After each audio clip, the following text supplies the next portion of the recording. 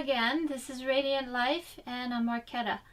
Today I want to go over the process of sprouting or how you can grow sprouts in a jar at your house and always have some fresh green life food. So what we will need is a mason jar. This is 2-quart size, but you can use smaller.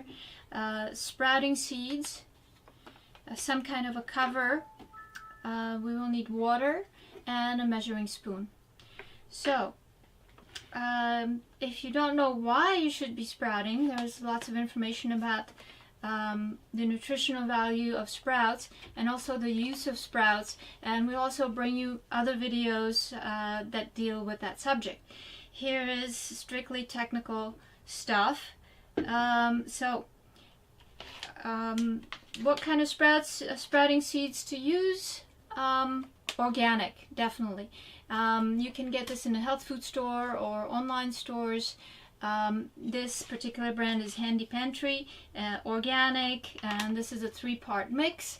Alfalfa, broccoli, and radish in this one. Alfalfa is probably the most commonly used sprouts. Broccoli also very common, and radish, actually there's not a lot of radish there. There's very sporadically slightly bigger seeds that are radish. So for this size of jar we will use 2 tablespoons of the sprouting seeds. Here we go. And that will completely fill up, when the sprouts grow, that will completely fill up this jar. So don't put any more than that. You see that the seeds are very tiny. So 2 tablespoons. Here we have it.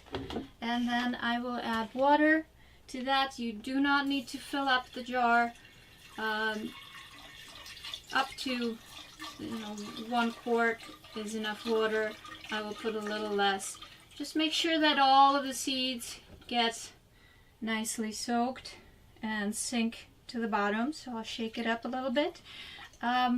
About the water to use, we're using reverse osmosis and several filters. It has to be good drinking water without chemicals in it. The various chemicals in tap water can interfere with the process or inhibit the process. Okay, now cover.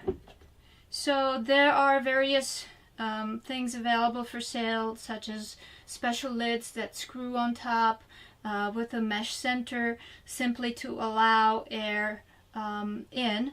So you don't want to cover it with a tight lid. What I do is use a piece of nylon from a paint strainer and secure it with a rubber band. And that just allows me to strain the seeds when I'm ready to strain them and add more water as I need to. So that's that. You will need about 8 to 12 hours to let this sit and soak. Yeah, there are various charts available, again, online resources that tell you specifically which seed needs what amount of time. Safe bet is 8 to 12 hours. That's the one I use. I have gone longer than that and sprouts were fine. I have done a shorter time also, and the sprouts turned out fine. So it's not so crucial. But this is our soaking process. After 8 to 12 hours, strain the water out and then rinse again with fresh, pure drinking water. Strain again and let your jar with sprouts sit on the counter at room temperature. Now the sprouts will begin to grow.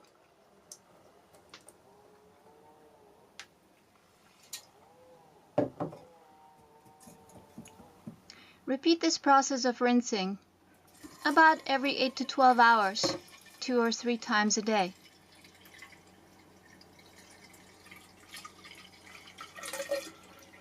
You can literally watch them grow. First little white tails appearing. Those are the roots of the little plants.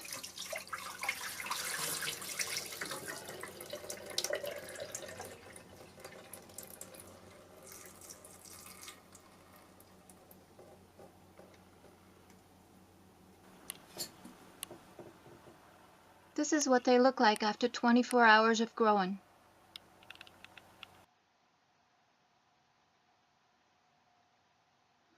At 48 hours, we will see little green leaves appear. And then they just keep growing, filling the jar, getting greener and greener. If your leaves appear yellow, expose them to more sunlight. So here we are, 4 or 5 days later, these beautiful green sprouts. We can open it up now, and what remains to be done is taking them, putting them in a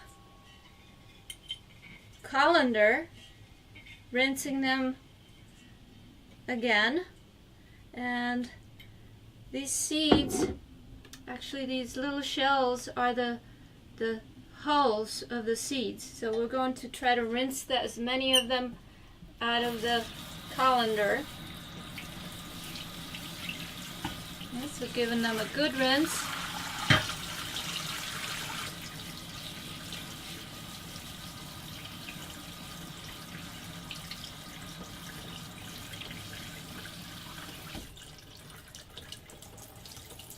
And then we put them in an airtight container and store them in the fridge. They will be good for a week, up to 10 days, something like that.